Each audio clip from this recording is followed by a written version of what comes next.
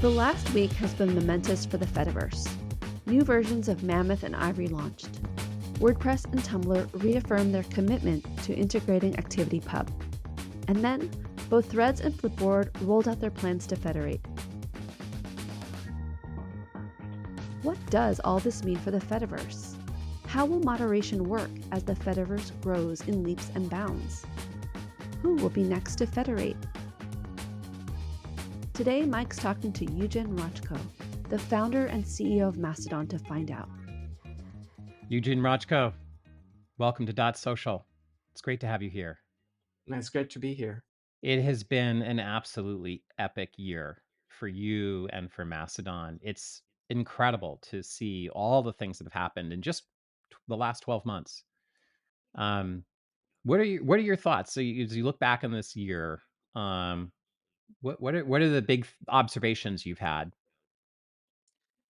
Well, objectively speaking, yes, it does feel like a great year. So much stuff happened. The growth of the platform from, I mean, technically that happened like in December and November previous year, but from like 200,000 active users to 1.6 million, like that is like a figure that's four times, 5 times, I don't know, the size.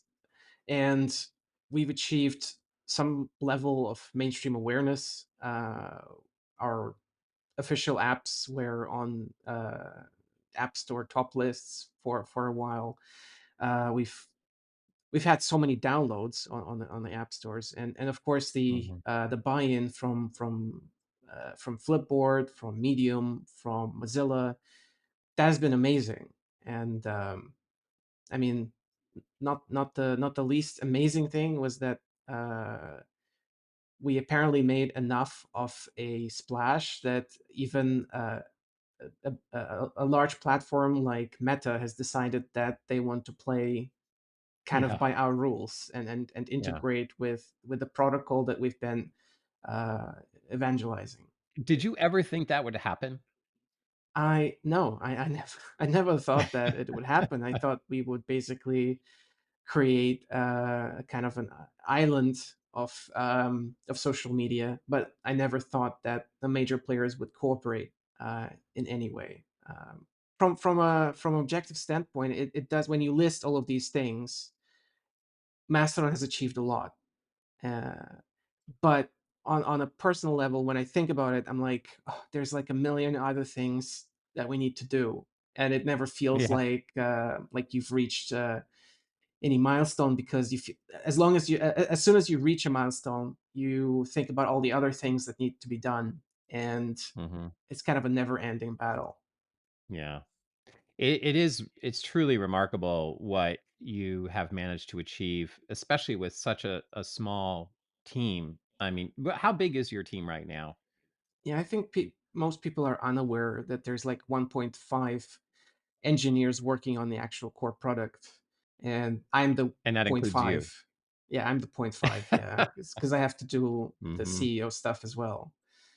Yeah. So yeah, so if you were being serious, like 2 people, of one of which is me, working on the core product. We have 1 DevOps engineer. We have 2 people working on the iOS app and 1 person working on the Android app, and that's kind of it for the engineering side.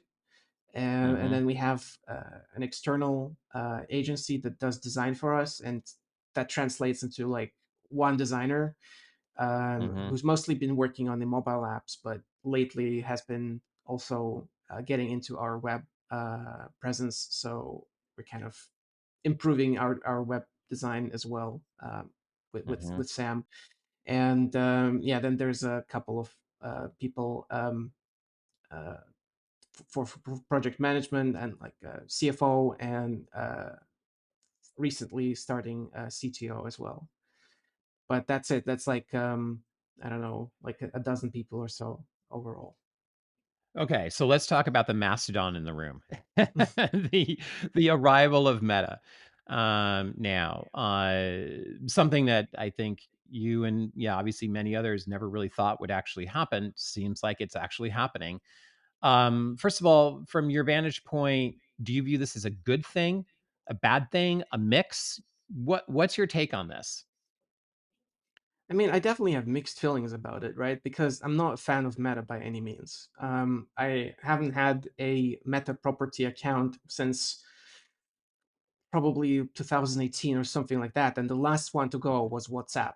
I deleted my Facebook account long ago, and I've never used Instagram in the first place. Um, I actually have to have a very nuanced position on this because I would not necessarily recommend anyone to go on Threads and have a Threads account. But I think that Threads joining the Fediverse is a great thing because basically it means that anyone who's using Mastodon has access to the 100 million users that Threads managed to acquire since they launched. And they managed to acquire it because it's basically the Instagram database, right? So you have this massive user base that is very mainstream, and it used to be locked in a commercial silo, and suddenly it's being opened up, and we can benefit from their network effects to convince people to switch to Mastodon, right? I'm still like a little skeptical, like, is this really happening? But they did just launch a test run of Federation on some of their engineers' accounts on Threads, and I was able to follow Adam Massari and a couple others, and their posts appear in my home feed on Mastodon. And it's such a huge deal because when people choose which account, what social network to make an account on, it's not just about which features the platform has. In fact, it's very little about that, and it's more about who else is on the platform, who can I access, and what kind of audience will I have, what kind of reach. I mean, it depends on the person. There are people who go and look for basically a close knit group or community, and they don't really care like if there's lots of people using the service or not. But for a lot of more mainstream people, for artists, musicians, uh, it's really important. Like, what's the limit on the amount of people I can reach? And for people who are less into like specific hobbies, it's also important to just be able to follow more like mainstream accounts, like famous comedian from TV, or like a big Yeah. musician, or like Yeah, President just Biden. or President Biden, exactly. And Mhm. so, like, at the moment in the status quo, it's like, okay, so there's Threads and it has 100 million active users, and then there's Mastodon that has like somewhere up to 2 million active users. And basically, the unless you are really motivated by being conscious of your privacy and not wanting to see ads, and just wanting to have a free and open and decentralized platform, the 100 million overweighs the 2 million, right? But with this, we can basically pitch and say, okay, you can come on Mastodon. You can your privacy can be respected. We're not going to track you. Not going to see any ads, and you're going to be able to access all of the people that you wanted to connect with on Threads as well at the same time. And that makes it such an easier pitch for Mastodon, I believe. Yeah, I couldn't agree more. I've heard a lot of people on Mastodon, um, very concerned that just the simple entry of Meta and the fact that there's even an instance here just is going to, create all sorts of privacy issues right out of the gate. I think people have very well placed concerns on this front. They've been on the receiving end of abuse from people on other social platforms, not just Meta, but Twitter and others. And so they look at Mastodon as like a safe place to be, and a more tight knit community. And then you also have people who are very worried about the surveillance capitalism model, and people's data being used in ways that they don't approve of. So when you look at how Macedon and the broader Fediverse is architected, and now the arrival of Threads, do you see, what do you say to folks who say, well, now I'm worried that, like, just because Threads is here, my data is going to be, taken from me, and I'm going to have all these same problems that I did on these other platforms. Right. So it's a mix between the way we built these platforms. It kind of understands that all the other parties that you're going to connect to are not necessarily going to be well behaved, right? There is kind of an Hmm. understanding that you have to have precautions against malicious actors in the network. Because it is a decentralized network. That means you don't know who you're connecting with. You don't know who else is on Right. the other end. So it has to be designed in a Right. way where you're only exposing what you mean to expose and not more.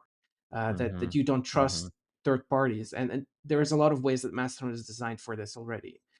And then of course the other part is just, yeah, Mastodon is a platform for broadcasting to the public mostly. There's features like posting only to your followers, but that's not the primary intended use, right? It's about Hmm. just blasting out your thoughts into the world.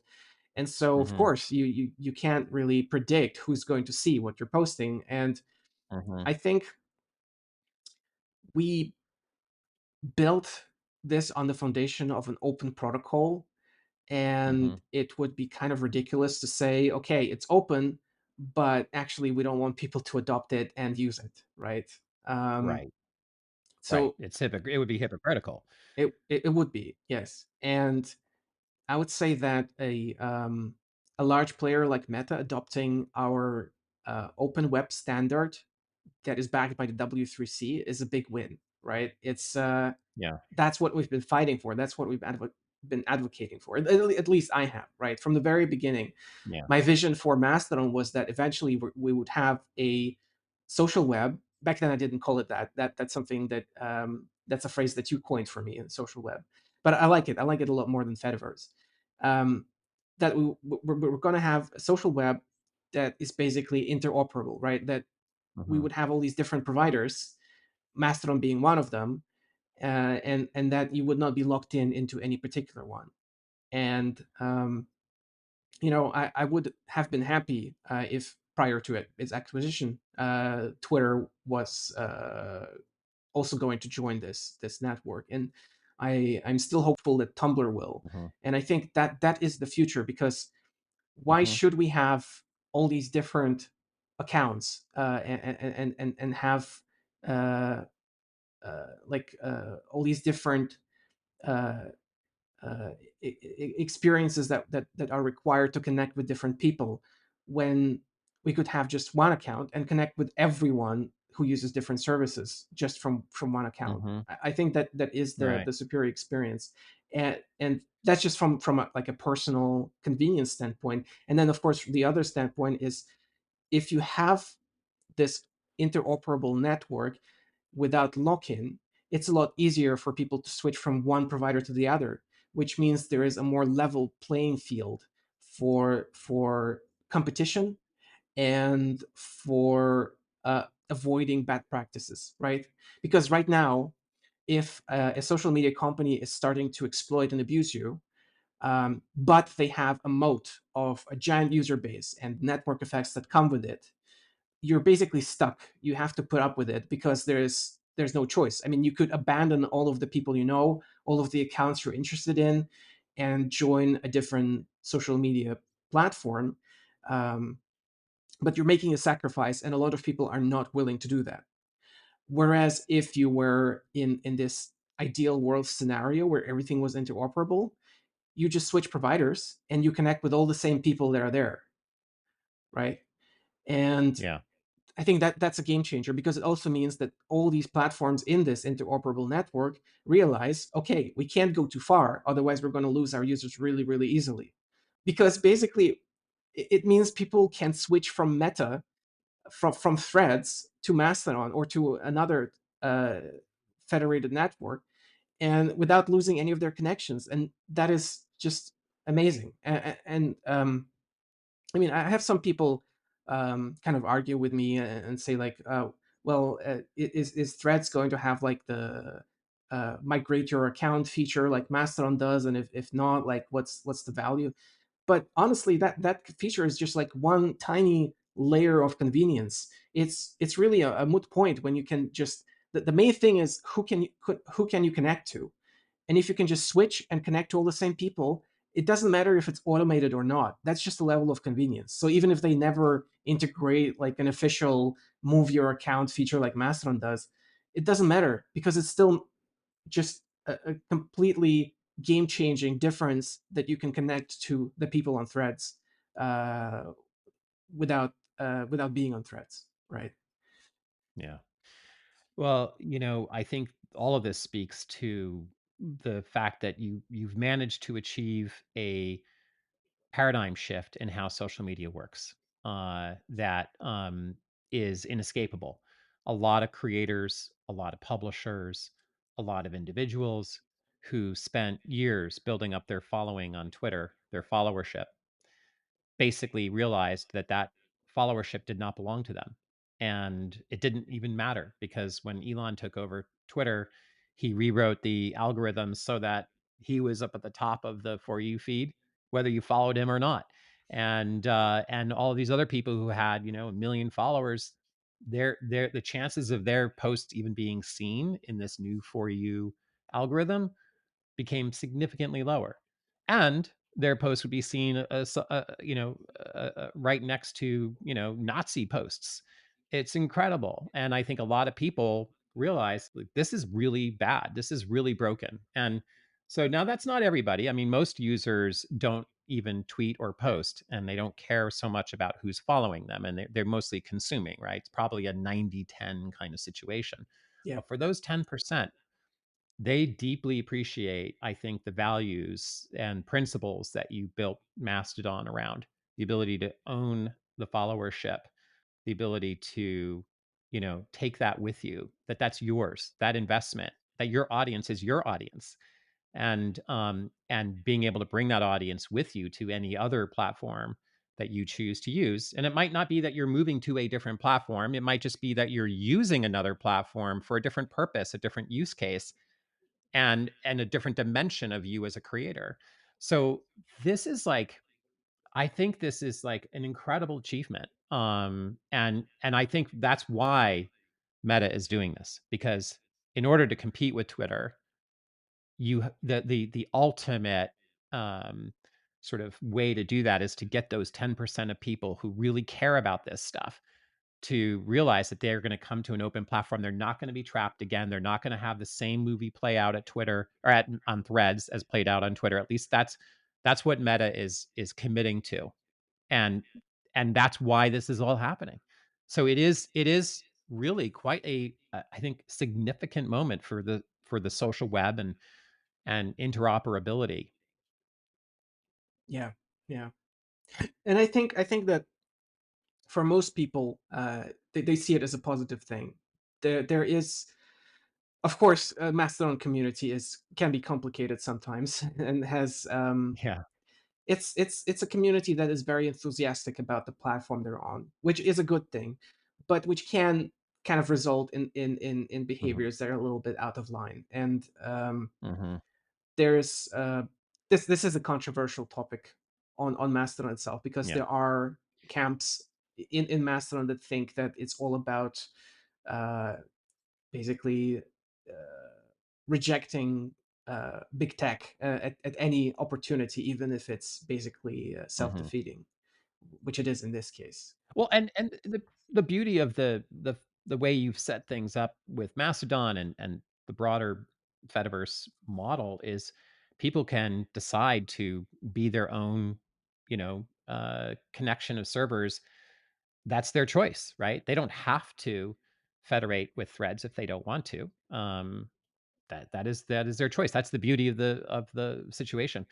I think that like the thing that I've been a little concerned about is people preemptively building walls in the Fediverse, Yeah, yeah. which to me is sort of the exact opposite of what this is all about.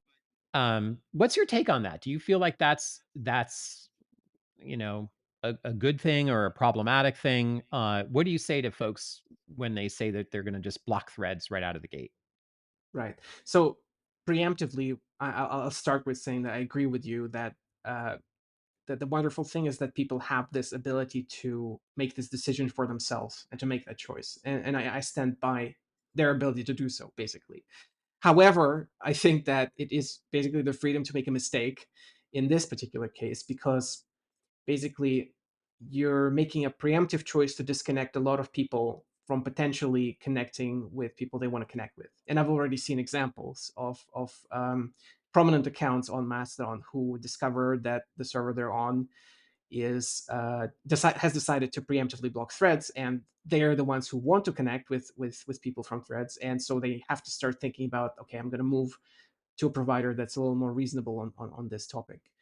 And And some people I've even noticed say, well, maybe I'll just create an account on Threads then. right, exactly, and that is the other side of the coin. That's the way in which it is self-defeating, uh, Right. because people will want to connect with people on threads. That's just unavoidable Mhm. because there's 100 million of them there, and that's just, I think that's just the active user number, right? There's Mhm. more that are there because it is basically the Instagram database. If you're an instance owner and you don't preemptively block threads, what are the tools that they have to try to make sure that some of the fears that people have, which I think again are well placed fears, Right. don't materialize? That's a great question, because I think that a lot of people have just simple misconceptions about how any of this is going to work. And I Hmm. tried addressing them in a blog post that we did back in July, called "What You Need to Know About Threads." And so I think a lot of people believe that if Threads starts federating, you're basically going to have millions of posts, millions of accounts flooding your server. And if the moderation on Threads is not going to be perfect, basically you're going to be overwhelmed by this flood of bad behavior, right? But that's not how federation actually works on Mastodon. Um, you start receiving posts when you follow an account. So if you don't follow anyone from Threads, you're never going to see a post from Threads unless it's, boosted by somebody who you do follow. Um, Hmm. which means that it's actually very manageable to guard yourself against anything bad that might come out of Threads, right? If there is an account on Threads that is performing harassment or spam or transphobia, Mastodon allows you to moderate remote accounts, just like you do with local accounts. Like, you can just suspend the remote account, and that's it. That's the only account from the domain that is suspended, Hmm. then, and everybody else can still be accessed and Hmm. interacted with. And that is the granular approach that we on Mastodon Social have been primarily taking since the inception. Like, we don't block entire servers until it's clear that actually that is absolutely necessary, because it's overwhelmingly bad actors, or you know Hmm. typically it's either of two things. Either it's if it's a kind of a general purpose server that is maybe moderated imperfectly, we tend to just, okay, we're going to moderate these accounts ourselves, but we're going to Hmm. ensure that our users can connect to your users as much as possible. Like, we don't want to create an interference to people's communications, right? That's the main objective. But then, of course, if it's a server that's basically run by by a Nazi, or like is exclusively for Yeah. Nazis, and has like a Nazi slogan in its domain name or whatever, then yeah, of course, it's like block button Right. easy. And so I feel like uh, the majority of people on Threads are just going to be normal people, and not going to be breaking our rules in any way. And then for those that do, we're just going to suspend them individually, right? We're just going to block them individually. And that seems like a really fair and reasonable approach. And of course, coming back to the instance that you're on, if you really just simply do not want to see anybody from Threads, you certainly could join an instance that is their explicit purpose, is to like create an environment free of anybody from Threads. I mean, But to your you point, kind of like I think, sorry, Mike, you actually kind of don't even have to do that, because Mastodon provides you the tools to just hide everything from threads.net as a user on your own. You can block entire domains as a user. It doesn't have quite the same effects that a moderator level block does. But for most intents and purposes, Hmm. when you block a domain as a user, uh, you will not be getting any followers from that domain, which means your posts will not be automatically distributed there. In fact, you will also, if you had any followers from that domain, they will be removed so that your future posts don't Yeah. travel to that server, and you're not going to see it anywhere in the interface. It's like a mute. So it's like a combination of block followers and mute. That is a really good point. I'm glad you raised that. It's within everybody's control individually to decide how much or little of threads they want to see in their timeline, who they follow, who they block on an individual basis, or you can block the entire domain. And Exactly. and that's the beauty of the architecture here. Um, so yeah, these preemptive wall things I think are uh, more self-defeating than they are helpful. And enabling the Fediverse to have its own sort of defense mechanisms tested and strengthened through this is a very positive development because it won't just be threads federating, right? There are a lot of other services that will federate. Obviously, Flipboard, Yeah. we're very well Flipboard. along on that front. We'll have probably 250,000 curators and publishers all available, federated, on a two-way basis by the end of January or so. There's, of course, we know uh, folks at Tumblr are looking at this. It does seem, Matt seems very serious about ultimately integrating um, ActivityPub into their back end. And I think because of what Meta has done to sort of raise this whole concept of federation to another level of awareness, I think there's going to be a lot more companies that will federate. Anyone who has Yes, a social exactly. layer of any It kind, why would you build your own social network, right? Why wouldn't you just connect with this federated network? Exactly. It is the momentum, and that's another point of why this is just a positive development for Mastodon and for the social web, because Meta has a lot of momentum on two different fronts. One, it's just it's a huge name, right? It's Facebook, it's Instagram. Everybody Hmm. knows them. The pool they have as a company is huge, and then of course just the raw user numbers, 100 million users. I think that it might convince companies that were on the edge about this, like Tumblr. Although Hmm. Tumblr was very positive, Matt Mullen was very positive about this. Probably a year ago, we haven't really seen any real Hmm. development, and there was a post about one of by one of their engineers basically saying it was put in the back burner internally, which I don't know if anything changed since then, but Hmm. that is potentially their situation. Basically convince those companies that yeah, actually this is the way forward. You're no longer just connecting to the 2 million people who are using Mastodon. You're also connecting to 100 million people who are using Threads and 2 million who are using Mastodon. And Yeah. of course, the ideal scenario for me would be if this meant that also Bluesky decided, okay, maybe we're not going to do our own custom written Hmm. protocol anymore. Maybe we're just going to implement ActivityPub, because that's something that Yeah. I was advocating for since the inception of Bluesky, back when it was, Yeah. a big chat room of different decentralized social media developers just arguing which protocol is the best. Yeah. I was arguing ActivityPub is the best. Please use it. We're actually a protocol. We're using a protocol that is designed by the W3C, by an actual standards authority on the web. Right. And it has massive adoption, right? Blue Sky has some good ideas. I think, they've brought some good ideas into the mix, but it's not federated and it's still just their own protocol It's and it's still totally just proprietary at the moment.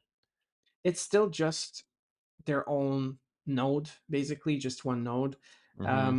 And yeah, it is a custom written protocol, and it's a little rough, if I'm honest. Like the way that they've decided to do certain things is not to my Mhm. taste personally, but also in a more general Mhm. sense, I feel like um, it's what do you call it? Not invented here syndrome, where you basically, it kind of feels like some things were done their own way just for the sake of it, where it could have just been done in ActivityPub. That was always my take. Like all these Mhm. ideas and different takes, like about whether you should be able to take your account with you, Mhm. migrate to a different server. Like it's all accomplishable in ActivityPub because it's a very Yeah. extensible protocol. It's a very generic protocol on purpose to allow all sorts of different social media experiences to interoperate.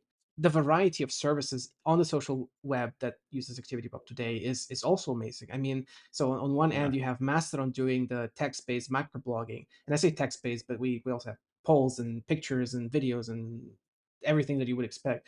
And then you've got like photocentric pixel fed, and then you've got like macro blogging platforms like write.as or write freely, Mhm. where you have like Mhm. just blogging and kind of like Medium. And then we're going to have Flipboard, obviously, which is a curation platform where you kind of create these magazines and you share like content and links and everything.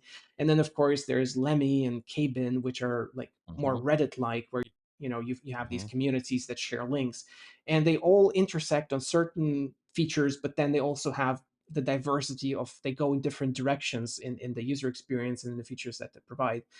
They're not all one-to-one interoperable, because it doesn't necessarily make sense to have something in Mastodon that works like something in Reddit, but it Right. intersects on in ways that are most practical. Like if there is a user on Lemmy, you can subscribe to that user from Mastodon, and when they submit links like they do on Reddit, you can sort of you get a feed of their submissions. And Yeah.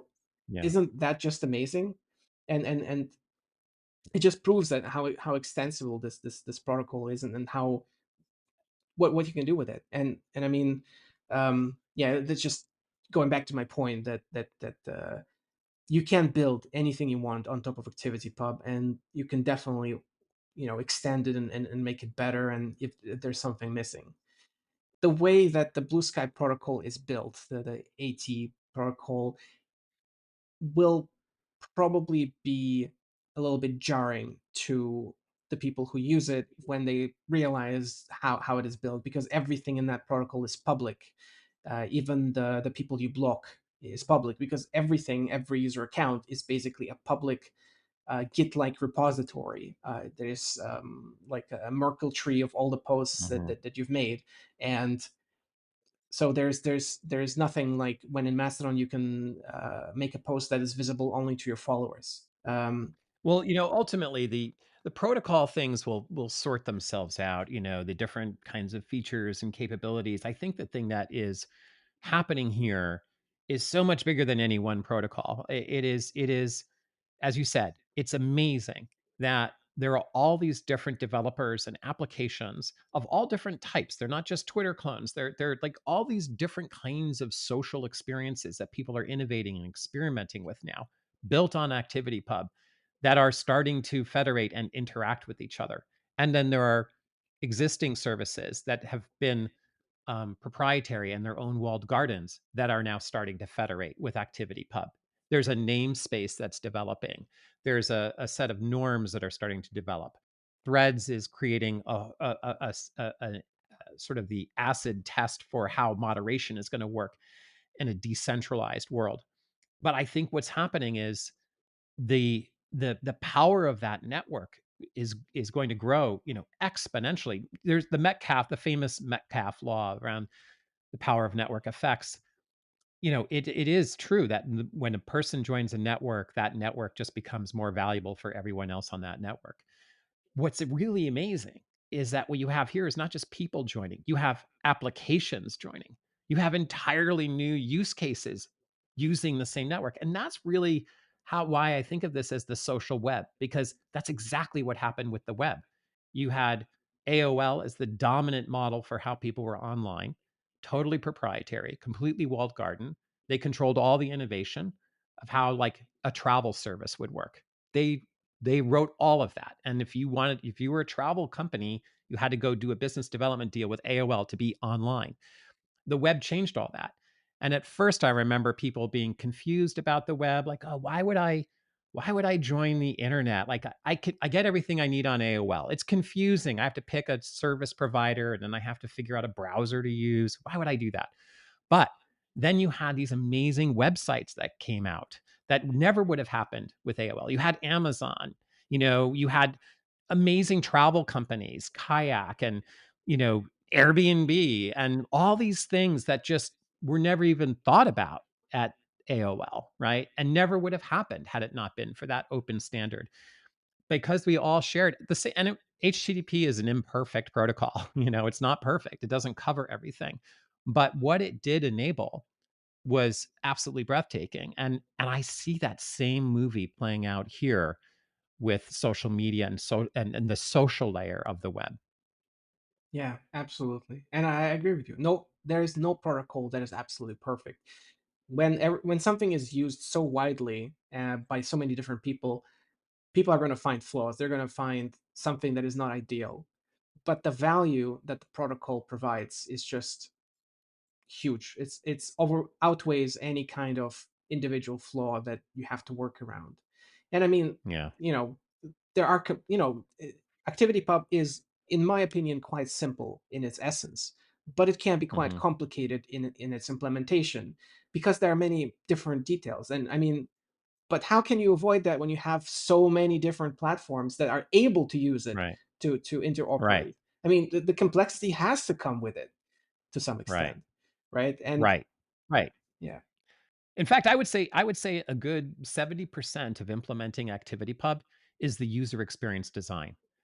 you know, um, what features are you going to enable? In what capacity to what users with what kind of user interface? You could expose the full complexity of the Fediverse to folks, or you can like help people like, focus in on very specific use cases and still get a lot of power of the Fediverse. And then, if they want to go deeper, give them ways to do that. absolutely agree. In fact, I would say that the most time spent developing Mastodon is not actually ActivityPub related. It is user facing features and interfaces and features that are basically, quality of life or moderation Mhm. that have very peripheral things to do with actually federating or exchanging data through ActivityPub. Like, and Yeah. then of course, but there are situations where, okay, a new feature requires protocol like changes or new ideas or something, and of course it takes a little bit longer then. But overall, if you're building an application top of ActivityPub, most of what you're going to be dealing with is actually making a good application. And ActivityPub is just going to be a foundation that is relatively easy and simple to implement. In fact, I wrote a tutorial on how to create a basic ActivityPub server a couple of years back, and it's basically two blog posts and a little bit of very simple Ruby code. I chose Ruby because it's really easy to read, but obviously any Yeah. programming language. And it's really easy to get a basic bare bones social app working with ActivityPub. It's everything else about it that you need to build and that you need to have good Right. ideas and user experience about to make it Right. successful. And that's where I think what I'm really excited about the future here, because so far it's really been about, oh, there's an open version of Twitter, or there's an open version of Instagram. And that's how a lot of the, world has thought about this, at a simplistic level. But what I think is really amazing is that, and I think most people don't appreciate yet, is the new kinds of user experiences that can be created now, that are now possible, that we've never seen before. It won't look like TikTok. It won't look like Twitter, right? It will look like something completely. There's a whole set of services that will look totally different, be different, um, and that I think is, really interesting to think about. And when you think about like, okay, so now Threads is coming in, it looks and feels very much like Twitter. Um, I think, viewed as a Twitter alternative for a lot of people, which is great. And that is now a part of the Fediverse of the social web.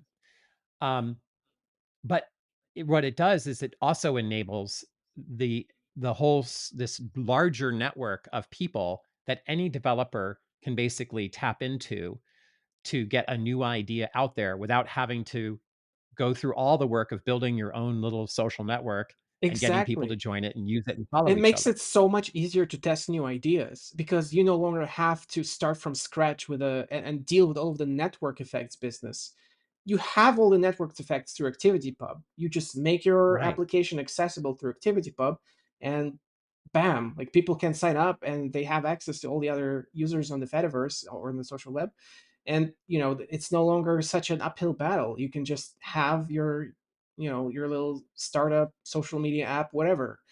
It's I think it's a game changer, and I'd love to see more also more niche social networks try to join Mhm. the social web. I know there is Mhm. like I think there's at least two social media platforms specifically for photographers. I think one of them is called Grainy app or something like that, and the other one is called Glass.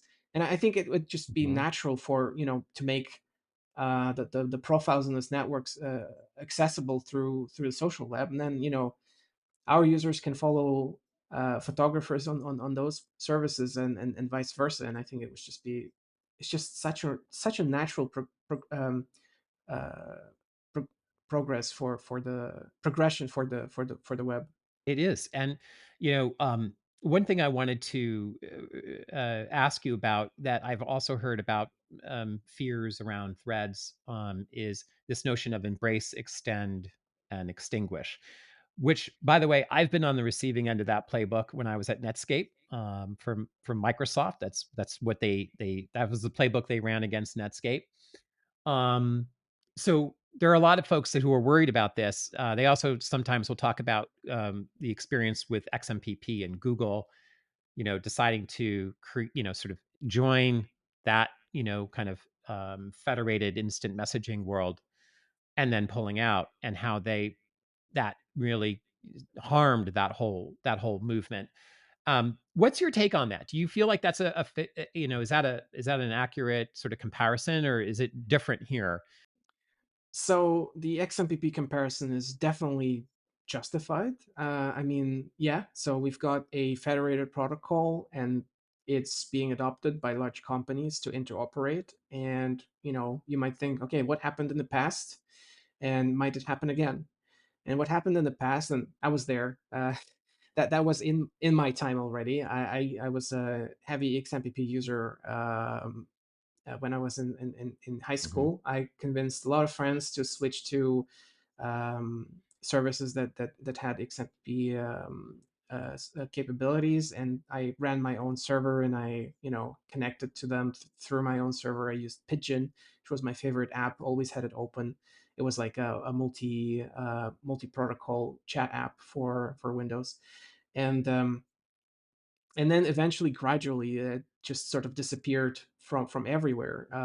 It used to be that I was able to chat with Facebook friends from my Google Talk account, and uh, well, I think that was the extent of how many different Right. platforms I was actually talking to. Then I started self-hosting, and then I was able to talk Mhm. to Google Talk and Facebook Messenger Mhm. people from my own XMPP server. And then gradually, Facebook locked theirs down. Google Mhm. Talk kind of disappeared, became Hangouts, stopped working. Then Hangouts disappeared. In typical Google fashion, of closing every product down Mhm. that isn't their Yeah. search. Um, and yeah, eventually it became like something very obscure that kind of no, it is not mainstream anymore, right? And it is a little Right. bit sad in some ways, but I think there are quite a few factors that contributed to this development. And one of those factors was that when XMPP was at its peak, everybody was using desktop computers, which were kind of always online, or mostly online. And then everybody switched to phones and mobile networking, Mhm. and XMPP was just very ill fitted for that because it required an active connection to send and receive messages. And the Mm. capability to store messages on the server and then download them later didn't Mm. arrive until a much later extension, Mhm. not all servers supported that extension. And there were other developments in the messaging world that XMPP was simple not keeping up with. Like, for example, for my wife and I, stickers are a really fun feature on a messaging app, and XMPP never had stickers and never got them. And this is another feature that exists on Messenger and on Signal and all the other new platforms nowadays, Mm-hmm. but that never made it into XMPP. And of course, so those are two factors. And then the third Mm-hmm. one is nobody was really using XMPP or Jabber. They were using Facebook Messenger, or they were using WhatsApp, Mm-hmm. or they were using Google Mm-hmm. Talk. But there Mm-hmm. was no mainstream understanding or knowledge about this protocol that was underlying all of that, which is, I think, quite different from, let's say, email, which Mm-hmm. is still, email is something that has been embraced by Microsoft with Outlook and Hotmail, and by Google with Google Mail, and lots of other different companies, and that still exists as a decentralized protocol. And that is because email is something that most people are familiar with. They know what email is. They know they can send an email from one provider to the other. At least for the most part, people know that. Um, and so it helps the protocol survive, even if sometimes it Mm-hmm. feels like it's also under threat. Like, Mm-hmm. I believe a couple of years back, there was talk that Google was thinking about adding like a private email feature that was only accessible through Gmail, and that sort of thing is bad. Mm-hmm. Obviously, like that's the kind of thing Mm-hmm. that threatens the email protocol. And a lot of people are concerned that Gmail has such a huge user base that if they decide to, they don't want to do email anymore, and they just want to let people message other Gmail users, but not people outside the network, that they could just get away with it. I'm not sure they could. I think that's still a little Right. far out there, but that is a concern. And yet, Right. despite all this embracing, right, um, the embrace, extend, extinguish thing has not occurred with email. Um, Mm-hmm.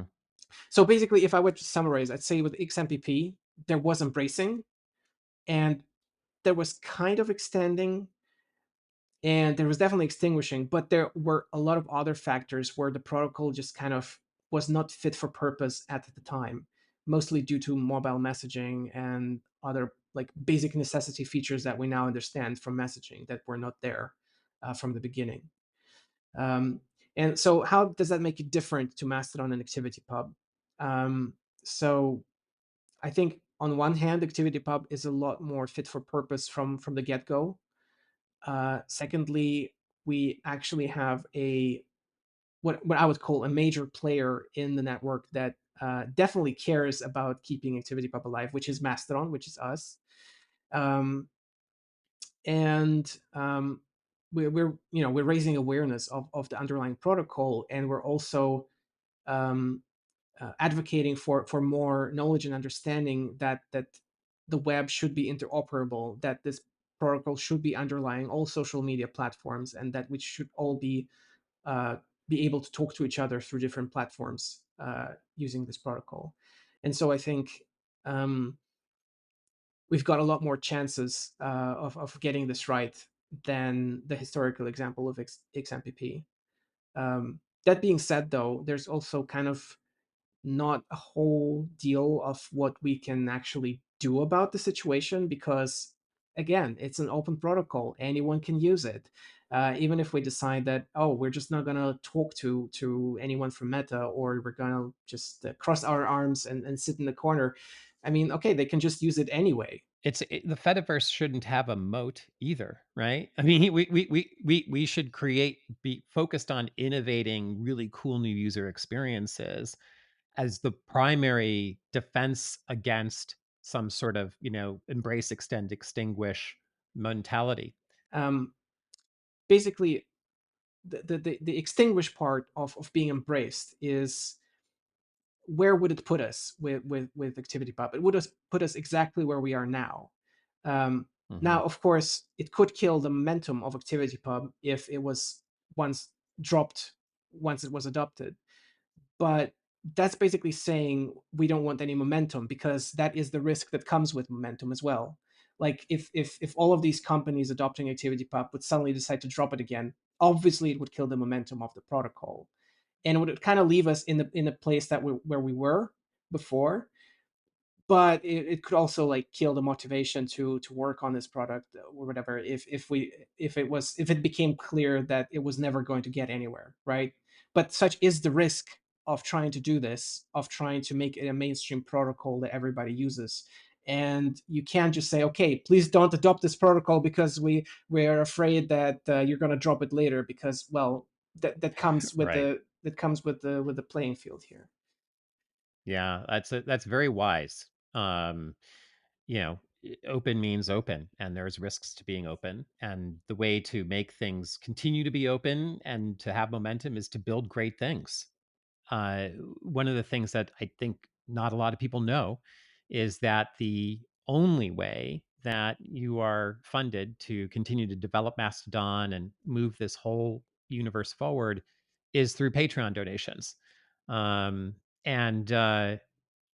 So one of the things I definitely want to encourage people to do, if you're listening and you're benefiting from the Mastodon experience, and or you're building a company around ActivityPub, please make sure you go to Patreon and donate and sign up for supporting the Mastodon efforts. It's incredibly important. You know, the You said your team is roughly 1.5 people, engineers. It's amazing what you've been able to achieve with that. But the funding through Patreon is really the only way that's happening. Is that a fair assessment? That is a fair assessment, yes. Yeah, and I mean, we really do need a bigger team. We wanted to hire more people. In November Hmm. 2022, we got this influx of donations that basically skyrocketed our Patreon from, it used to be $7,000 a month, and then it became thirty thousand Hmm. dollars a month, which is like, oh, so much Hmm. more resources. And so we were able to hire two people. Claire, the other developer on the core product, used to be a freelancer for us, and now she's a full-time employee, so we got to upgrade her. And we hired a DevOps engineer so that I wouldn't have to deal with all of the 24/7 servers are on fire because Elon Musk did something stupid over the weekend kind of situation. um, so we got two new employees. We wanted to hire more, but basically the initial idea was, okay, this is a nonprofit, so we're going to hire people for kind of the same salary that I'm taking. And then when we posted the job ads, people were like, what the hell is this? Nobody's going to take these jobs at this rate. So we had to readjust and, okay, go with market rate for the region.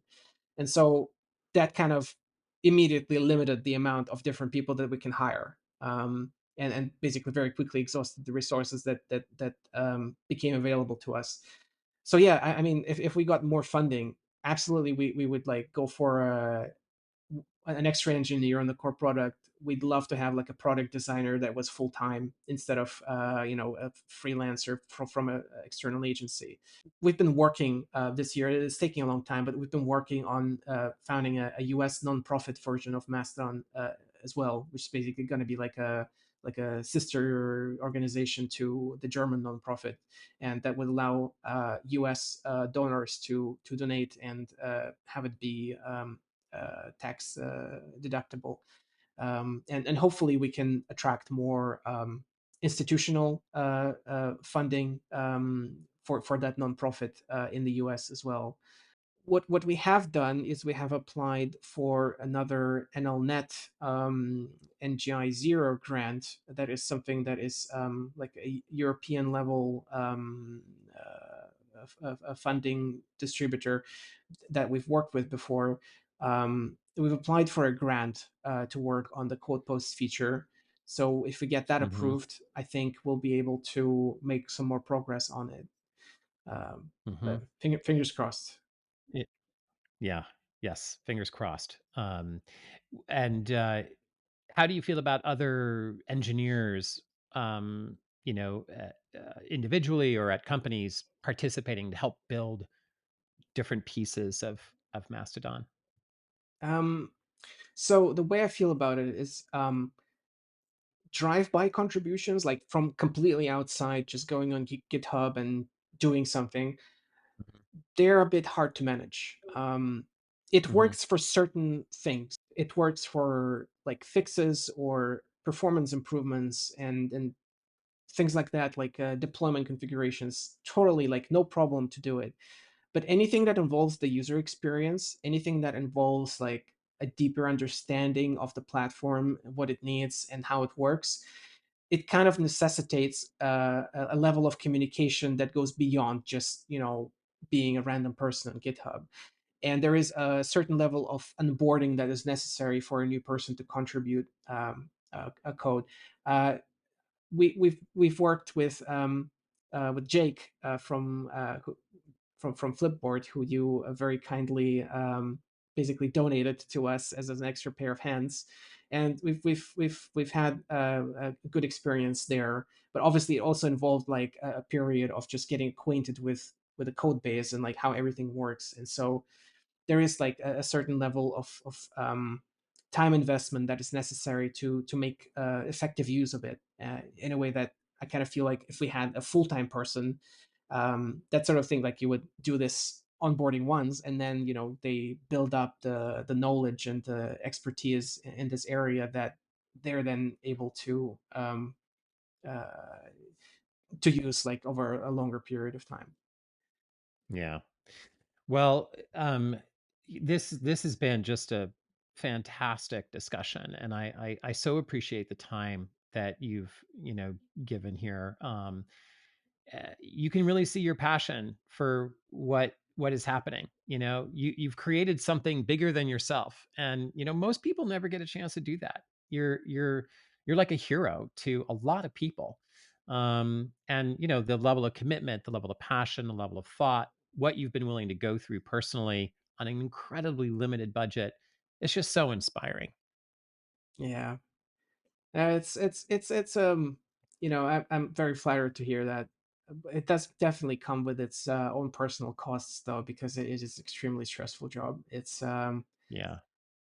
Uh, it's tough. I think that a lot of these social media platforms, they're run, operated, founded by like millionaires, billionaires, or people who have an equity in a company that then gets big, and they benefit from it financially, whereas I'm just some guy who makes like 60,000 euros per year, and it's just the level of stress is sometimes feels completely disproportional uh, for the for the compensation. So You're in that hero's journey right now. And you know, you're doing something that's just incredibly valuable. And I really I hope that you get to see the benefit of the value you've created, in all the different dimensions. When you look out into the future, next, let's say, year or two, and you know, given all that's happened this year, what are your hopes? What is it that you are really working toward, that gets you, powers you through the day? so our goal is to grow Mastodon beyond 2 million active users to let's say 10 million, and eventually 100 million, right? That's Hmm. the moonshot. That's the big goal. I don't know when we'll reach it, but we're working towards that very hard. And how we work towards that is we're analyzing where do users fall off on Mastodon, like, and we improve the onboarding, we improve the discovery, we improve the retention. We work on also all sorts of different things, polishing different interfaces and experience to make sure that people can get started on Mastodon easier, and then they can stick around longer and use it. Hmm. And we do a lot of outreach work as well. Like, for example, when we got Verge on Mastodon, when we got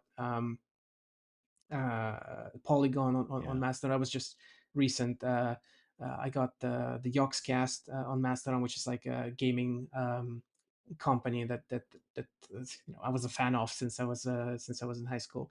And I'm uh, talking with the New York Times, with the Washington Post to get them onboarded. So we do a lot of this outreach for specific people or organizations to get them onboarded. I would love to see some more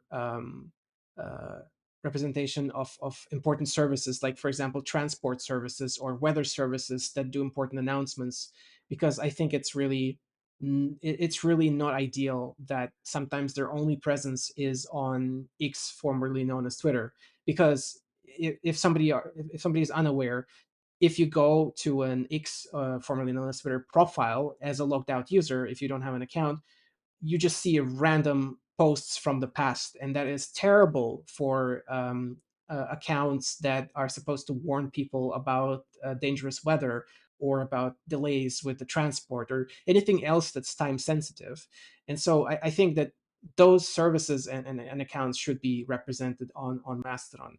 And news Hmm. organizations and governments obviously are already quite impressively represented on Mastodon, given that we basically did no outreach whatsoever. That all happened on its own. European Commission having their own server, German government having their own server, Yeah. the Dutch government, the Swiss government. I mean, Yeah. those developments are amazing. Of course, there's Yeah. still a bit of a level of the official government accounts are there, but like the actual politicians are still not there, or not always. And so we still need to do a little bit more convincing and outreach towards that. So, Hmm. and I think on the personal level, um, what I would love is to reach a level of use for Mastodon where it's no longer a topic with journalists or the media where they're like, is Mastodon going to make it? Is Mastodon a viable competitor to blah blah blah? Or just just have like accrue a certain amount of a user base where, yes, Mastodon is there to stay. Let's finish that topic. Let's just move on to something else to talk about, right? That would be my hope, because it is really like emotionally very challenging to always constantly hear this you Hmm. know stuff about like is Mastodon going to make it? Is it just for nerds? Is it just Yeah. for blah blah blah? Right. Because no, it's for Right. everyone, right? Right. It's yeah. Right. Yeah, you've created something for the whole world to use and benefit from, and now you have the awareness of really big companies like Meta, and lots of developers, lots of engineers. You've got the German government, who's stood up their own instance. I mean, this is a massive achievement, and I think huge already. And of course, it can always be bigger, right? It will never be big enough for some people. You get to 100 million people, and then there are people like, well, when are you going to get to 1 billion users, and when are you going to get, it's like it's never enough for some folks. But the reality of what you've created here is like I said, I think has seeped into people's thinking about how people should form connections online in a very fundamental way. And that's already happened. And how that then plays out next year with more instances, more users, I'm sure that's all going to happen. But I know I speak on behalf of a lot of people, Eugen, when I say thank you for your leadership, thank you for your commitment, the things that you've built over many years. You've done a lot of really good for the world at a really important time. And thank you for being on the podcast and talking with us and sharing all of this so transparently. It was absolutely a pleasure to have you here. No, thank you very much. Yeah, I'm very glad to be here as well.